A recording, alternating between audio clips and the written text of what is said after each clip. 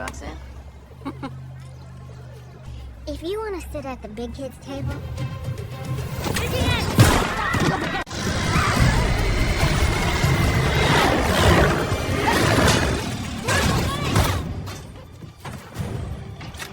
Drop that and smashes, you know who gets smashed next, right? You know. Oh.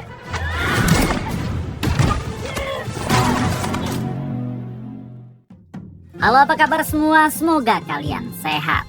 Kali ini saya akan menceritakan film terbaru berjudul The Union. Bercerita tentang seorang kuli bangunan yang dianggap culun, namun siapa sangka ia adalah agen rahasia terbaik di Amerika. Oke, tanpa berlama-lama kita langsung saja gaskeun ke ceritanya.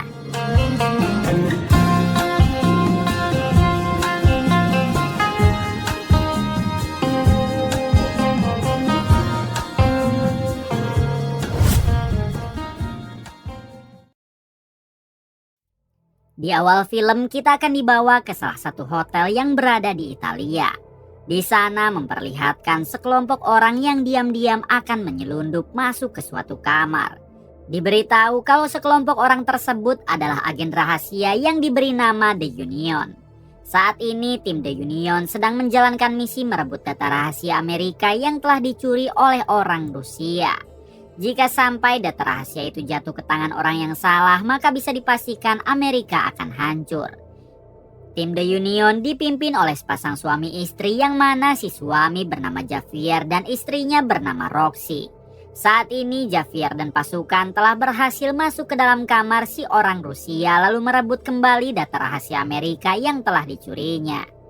Bukan hanya itu, Javier juga membawa si orang Rusia dengan paksa dan nantinya akan diinterogasi. Namun ketika akan keluar dari hotel, tiba-tiba mereka diserang entah oleh siapa.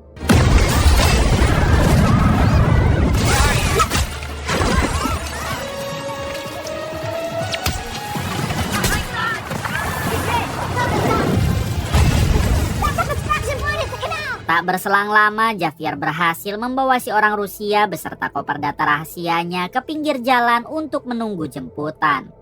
Namun tiba-tiba Javier dan si orang Rusia ditembak oleh si penyerang misterius.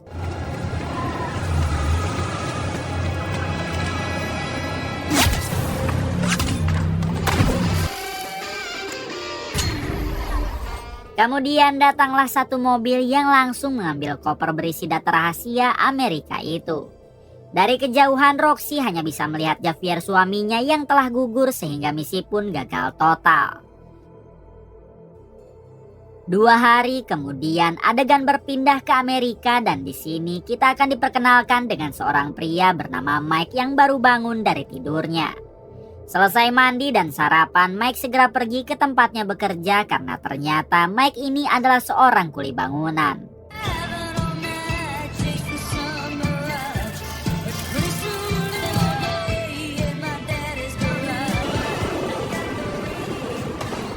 Selesai bekerja, Mike dan teman-teman kuli bangunannya nongkrong dulu di bar untuk merefresh pikiran. Di sana mereka membicarakan salah satu teman Mike yang akan menikah 2 minggu lagi. So we're all gonna split this one. Come on, break out the lunch. Tak berselang lama teman-teman Mike pamit pulang sementara Mike yang masih betah ia pun tetap nongkrong di bar tersebut. Tiba-tiba Mike didatangi oleh Roxy si istri Javier yang kita tahu kalau dia adalah agen khusus dari tim The Union. Terungkap fakta kalau Roxy ini adalah teman SMA Mike, bahkan mereka dulu sempat berpacaran. Di sini Roxy mengajak Mike mengobrol sambil bertanya apakah kesibukan Mike sekarang. Mike menjawab jika dirinya sibuk bekerja menjadi kuli bangunan. Mike balik bertanya lantas apakah kesibukan Roxy saat ini. Roxy berbohong dengan mengatakan kalau dirinya pengangguran jadi tidak mempunyai kesibukan apapun. Kemudian mereka lanjut mengobrol sambil main biliar.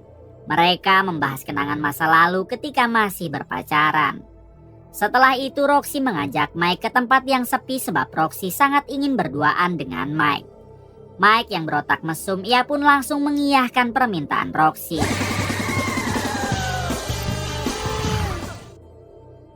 Sesampainya di sana Roxy meminta Mike agar memeluknya namun tiba-tiba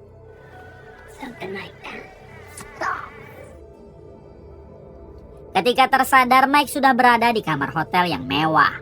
Ia pun langsung membuka jendela dan menjadi kebingungan karena suasananya sangat berbeda dengan Amerika. Di waktu yang sama, Roxy datang sambil meminta maaf karena semalam ia telah membius Mike. Roxy juga memberitahu kalau sekarang mereka ada di Inggris bukan di Amerika. Mendengar itu semua, Mike terkejut sembari mengatakan jika dirinya harus pulang untuk kembali bekerja menjadi kuli bangunan. Kemudian Mike berlari keluar hotel sementara Roxy hanya tertawa sambil mengejar Mike. Saat di luar, Mike sudah ditunggu oleh seorang bapak-bapak bernama Tom yang ternyata adalah ketua dari tim The Union. Mike ditambah semakin bingung dengan siapakah Tom ini dan kenapa bisa mengenali Mike. Tom menjawab jika ia akan menjelaskannya nanti sambil sarapan pagi. Kemudian Tom meminta Mike masuk ke dalam mobil dan tak lupa Roxy juga ikut dengan mereka. Somebody needs to tell me what the hell is going on. Di tengah perjalanan, Mike terus saja memaksa agar Tom dan Roxy menjelaskan apa maksud dari semua ini. Pada akhirnya Roxy menjelaskan jika mereka adalah tim agen rahasia pemerintah Amerika yang diberi nama The Union. Kemudian disambung oleh Tom yang mengatakan jika 2 hari yang lalu mereka telah gagal menjalankan misi di Italia untuk merebut kembali koper yang telah dicuri, yaitu koper berisi data rahasia pemerintah Amerika. Mike menjawab lantas apa hubungannya semua itu dengan dirinya. Tom mengatakan jika ia akan menjelaskannya nanti. Setelah itu mereka bertiga berhenti di toko roti untuk membeli sarapan. Lalu Tom dan Roxy membawa Mike ke markasnya yang tak jauh dari sana. Sesampainya di markas barulah Tom menjelaskan jika koper yang dicuri berisi data penting Amerika. Yang mana jika sampai jatuh ke tangan orang yang salah maka Amerika akan hancur. Sekarang mereka telah mendapat informasi jika koper tersebut akan dilelang minggu depan oleh seorang wanita bernama Julia. Tujuan mereka membawa Mike yaitu untuk direkrut menjadi bagian dari tim The Union. Nantinya tugas Mike hanyalah berpura-pura mengikuti lelang tersebut. Mike bertanya kenapa harus dirinya. Bukankah Mike tidak mempunyai skill bela diri? Tom menjawab justru karena Mike adalah pria culun yang tidak bisa apa-apa sehingga mereka sangat membutuhkan orang seperti Mike agar tidak dicurigai. Basically, we need a nobody. Kalau Mike menyetujuinya maka mereka akan membayar $1 juta. Namun jika Mike menolak, ia bisa pulang hari ini juga ke Amerika dengan ongkos sendiri. Mendengar uang $1 juta tanpa pikir panjang, Mike menerima misi tersebut. Setelah itu Mike pergi keluar untuk menghubungi ibunya. Di sini Mike meminta izin kepada sang ibu karena selama beberapa hari ke depan ia tidak bisa pulang ke rumah. Mike juga mengatakan kalau dirinya diberi pekerjaan bagus oleh Roxy, mantan pacarnya saat SMA. Si ibu pun mengizinkan Mike asalkan ia harus selalu berhati-hati. Tak lupa si ibu juga menitip salam untuk Roxy karena si ibu kenal baik dengan Roxy. Keesokan harinya Mike dilatih bela diri oleh teman Roxy. Bukan hanya itu, Mike juga dilatih menembak oleh Roxy. Kemudian Roxy melatih kemampuan menyetir mobil Mike agar ia bisa hebat seperti Toretto Dominic. Union agent. What's the question? 47. Where are you from? Boston, Massachusetts. Oh, I got this shit.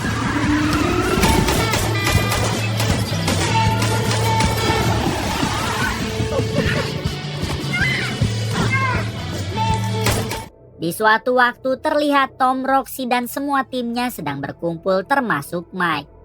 Di sini tangan kanan Tom memberitahu jika lelang koper itu akan dimulai 3 hari lagi. Sudah banyak sekali para penjahat kelas kakap dari berbagai negara yang ikut daftar lelang tersebut hanya untuk menghancurkan Amerika. Lelang itu akan berjalan secara virtual dengan menggunakan ponsel khusus yang sudah disiapkan. Sebagai syarat untuk mengikuti lelangnya, mereka harus membeli ponsel khusus itu dengan harga $5 juta. Ponsel itu akan mulai dijual besok pagi sehingga Mike harus segera membelinya sebelum kehabisan. Roxy juga meyakinkan Mike jika dirinya akan terus melindungi Mike dari jarak jauh dengan menjadi sniper. Mike yang merasa sudah hebat, ia pun mengiyahkannya. Unless it isn't. Keesokan harinya terlihat Mike yang mulai berjalan sendiri ke tempat pembelian ponsel sambil membawa sekantong uang 5 juta dolar. Terlihat juga dari atas gedung Roxy yang terus mengawasi Mike sebagai antisipasi jika ada serangan mendadak. Tak lama Mike didatangi oleh satu orang pria yang langsung mengatakan jika Mike mencari ponsel untuk mengikuti lelang, ikutlah dengannya. Roxy dan Tom yang mengawasi Mike dari jarak jauh, mereka mulai panik karena takut Mike akan kabur atau ditipu. Dengan cepat Roxy mengambil tindakan dengan mengejar Mike. Mike sendiri diarahkan ke sebuah kafe lalu duduk di meja. Tiba-tiba Mike menemukan ponsel di bawah meja yang sedang berdering. Ketika diangkat, si penelpon meminta Mike agar pergi ke toilet pria untuk menemukan petunjuk lebih lanjut. Sesampainya di sana, datanglah satu pria besar dan si penelpon meminta Mike agar menyerahkan semua uangnya ke pria besar tersebut. Setelah sekantong uangnya dibawa pergi, Mike bertanya kepada si penelpon di manakah ponsel untuk mengikuti lelangnya. Si penelpon menjawab ponsel itu sudah berada di tangan Mike. Ternyata ponsel yang Mike temukan di bawah meja adalah ponsel untuk mengikuti lelangnya. Kemudian dengan santai Mike berjalan keluar karena mengira semuanya akan aman. Namun saat Mike membuka pintu kafe, tiba-tiba untungnya ada Roxy hingga terjadilah aksi tembak-tembakan. Diberitahu jika orang-orang yang menyerang Mike adalah orang-orang yang menginginkan ponsel untuk lelangnya. Karena mereka telah kehabisan stok sehingga tidak bisa mengikuti lelang koper berisi data penting Amerika. Di tengah peperangan, Roxy meminta bantuan kepada rekan-rekannya. Namun rekan Roxy malah terjebak macet sehingga tidak bisa cepat membantu Roxy. Pada akhirnya Roxy meminta Mike agar pergi duluan sambil membawa ponsel tersebut. Di balik itu Roxy sendiri terus saja menghabisi orang-orang yang menyerangnya. Sedangkan Mike ini telah terpojok oleh dua orang menggunakan motor, namun tiba-tiba ternyata itu adalah rekan Roxy yang tadi terjebak macet. Mike sempat merasa lega karena ia pikir semuanya sudah selesai. Namun di waktu yang sama ada seorang wanita yang menyerang Mike hingga inilah aksinya.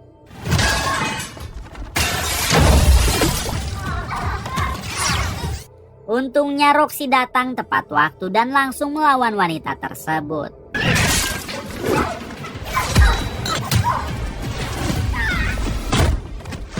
Setelah berhasil menghabisi wanita itu, Roxy dan Mike dijemput oleh tangan kanan Tom untuk kembali ke markas. Di tengah perjalanan Mike mengeluarkan ponsel itu yang telah rusak karena tadi sempat masuk ke wastafel.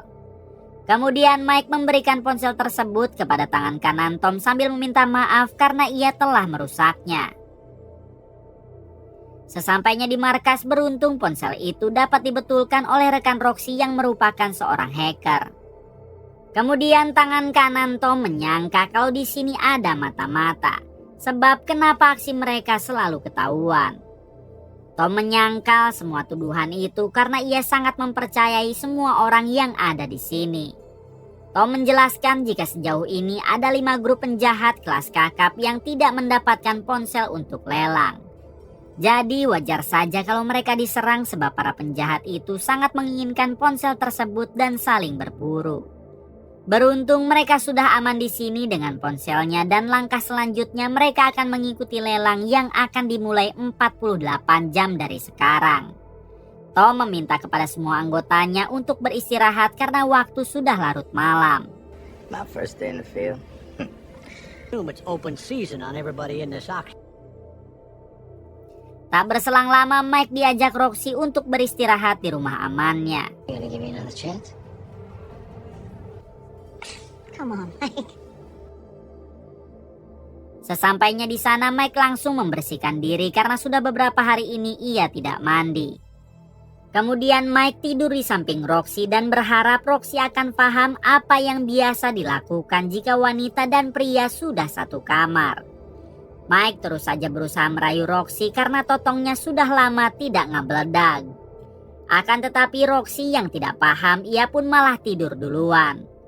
Alhasil Mike jadi cemberut karena hasratnya tidak tersalurkan. Pagi harinya terlihat Mike yang sedang menonton TV. Tak lama Roxy mengajak Mike untuk pergi ke markas karena Tom baru saja mengabarkan kalau lelang akan dimulai jam 6 sore. Dengan cepat mereka berdua pun pergi menuju markas. Sesampainya di sana, Tom menjelaskan kalau sekarang mereka telah mendapatkan lokasi keberadaan Julia, si operator lelang koper data penting itu. Tom mengubah semua rencana awal dengan menugaskan Mike dan Roxy untuk mendatangi lokasi Julia lalu menangkapnya serta merebut koper itu secara paksa. Sedangkan dirinya dan tim di sini akan mengikuti lelang virtualnya dan sebisa mungkin mengulur-ngulur waktu durasi lelang sebelum mereka berhasil. Mike sempat bertanya jika lelangnya dimulai dari harga 5 juta dolar maka penawarannya akan naik setinggi apa. Tiba-tiba pertanyaan Mike dijawab oleh ketua CIA yang datang dengan para anak buahnya. Ketua CIA meminta Mike agar tidak perlu khawatir. Sebab jika harga lelangnya sampai 400 juta dolar pemerintah akan membayarnya. Asalkan Mike dan Roxy berhasil membawa koper dan menangkap Julia. Namun jika Mike dan Roxy gagal maka bisa dipastikan tim The Union akan dibubarkan. Mendengar hal tersebut, Mike dan Roxy pun segera bersiap lalu berangkat ke lokasi Julia dengan menggunakan motor.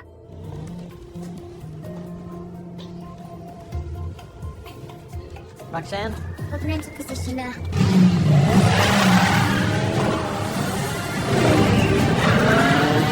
Singkatnya, lelang koper berisi data rahasia Amerika telah dimulai secara virtual. Bahkan harganya telah mencapai 100 juta dolar.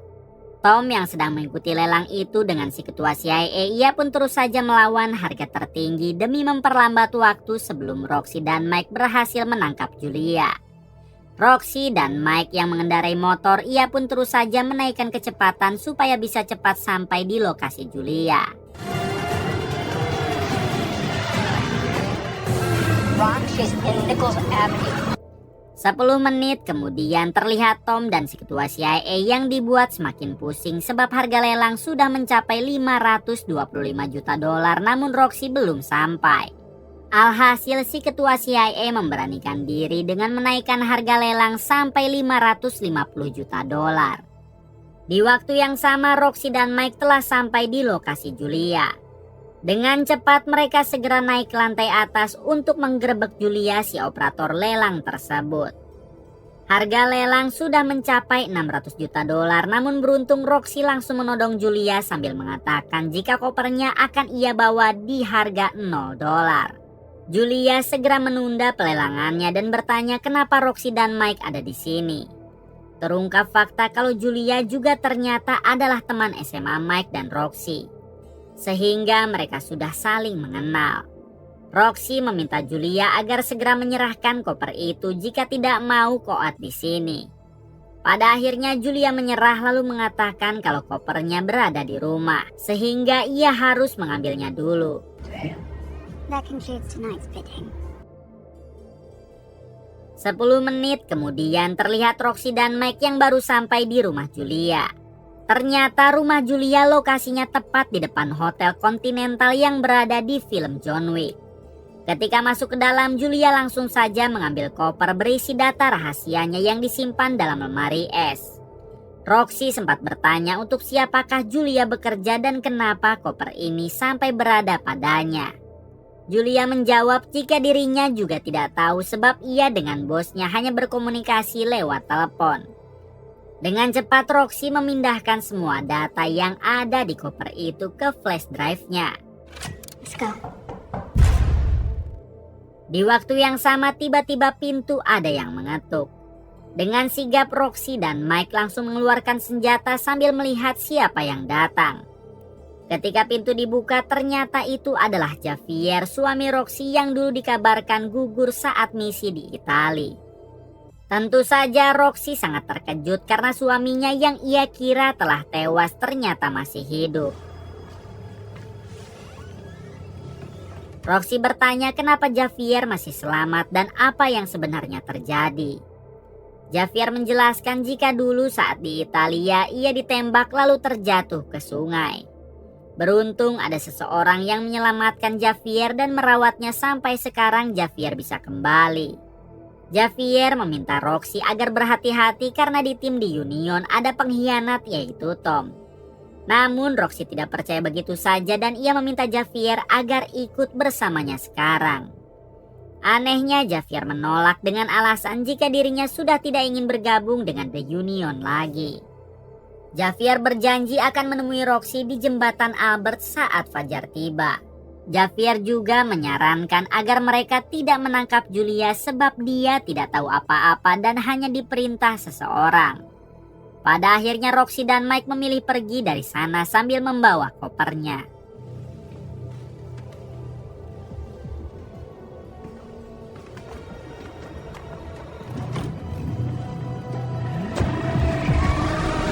Di tengah perjalanan Mike sempat bertanya kenapa Roxy tidak pernah bilang kalau dirinya sudah mempunyai suami. Roxy menjawab jika ia mengira kalau Javier telah tewas sehingga tidak pernah membahasnya. Husband. I gotta tell you, Rox, it might not be perfect, but it's honest. Coming here. I didn't manipulate you. I saved you.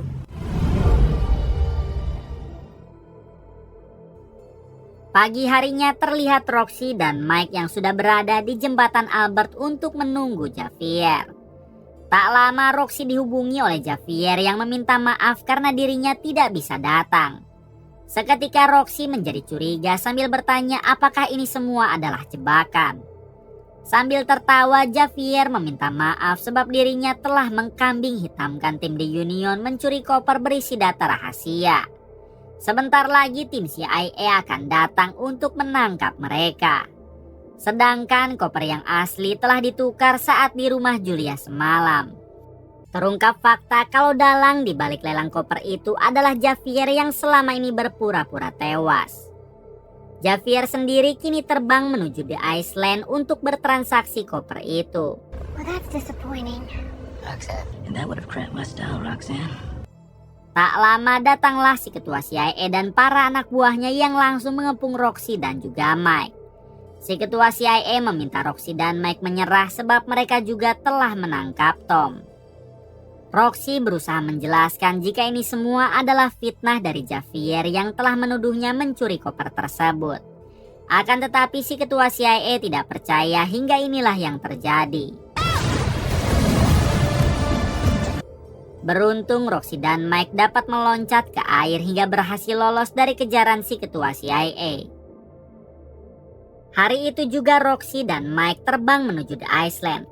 Karena ternyata saat berpelukan di rumah Julia, Roxy menempelkan alat pelacak di baju Javier.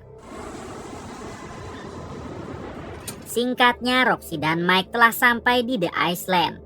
Mereka langsung saja pergi ke lokasi Javier sesuai dengan arahan dari GPS.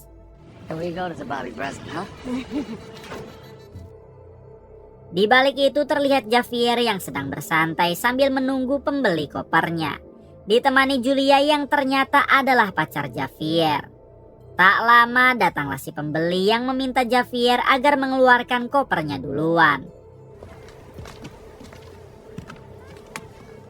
Di waktu yang sama tiba-tiba Roxy datang dan langsung menembak anak buah Javier hingga membuat kopernya terlempar. Mike yang telah bersiap dengan motor, ia pun langsung mengambil koper itu lalu dikejar oleh si pembeli dan para anak buahnya. Sedangkan Roxy masih menodong Javier dan Julia beserta dengan para bodyguardnya. Untungnya Julia mengajak semua bodyguardnya agar pergi. Sebab mereka tidak ingin mempunyai urusan dengan Roxy. Alhasil kini Roxy hanya tinggal berduaan dengan Javier. Javier yang memang bukan orang sembarangan, ia pun dapat membuat Roxy terjatuh lalu kabur dari sana.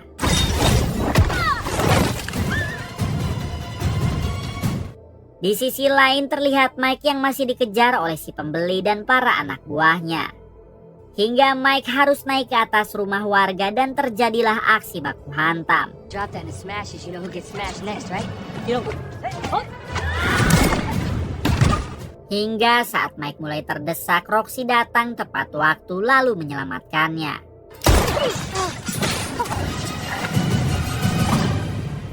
Namun tiba-tiba datang Javier yang langsung menyandra Roxy. Javier meminta Mike agar menyerahkan koper tersebut, namun secara bersamaan si pembeli datang dengan mengarahkan mobilnya kepada Mike. Alhasil Mike harus dikejar lagi oleh si pembeli dan para anak buahnya. Sedangkan Roxy dan Javier harus kejar-kejaran dengan menggunakan mobil curian. Mike sendiri terus dikejar oleh si pembeli hingga Mike harus terlempar ke dalam bagasi mobil, sementara kopernya terjatuh ke jalan. Ketika si pembeli akan mengambil, datanglah Javier yang langsung membawa koper itu pergi lalu dikejar oleh Roxy. Kemudian disusul oleh si pembeli yang mengejar Javier dengan menggunakan mobil yang di dalam bagasinya ada Mike.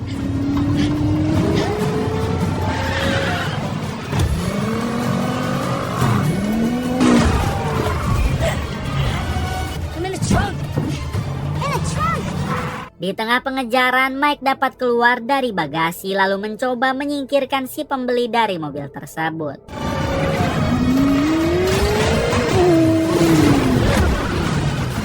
Setelah itu Mike lanjut mengejar Javier yang sedang kejar-kejaran dengan Roxy.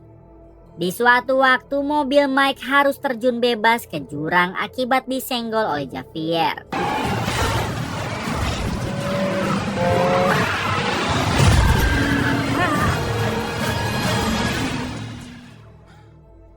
Namun beruntung Mike masih bisa selamat lalu melanjutkan pengejaran bersama dengan Roxy.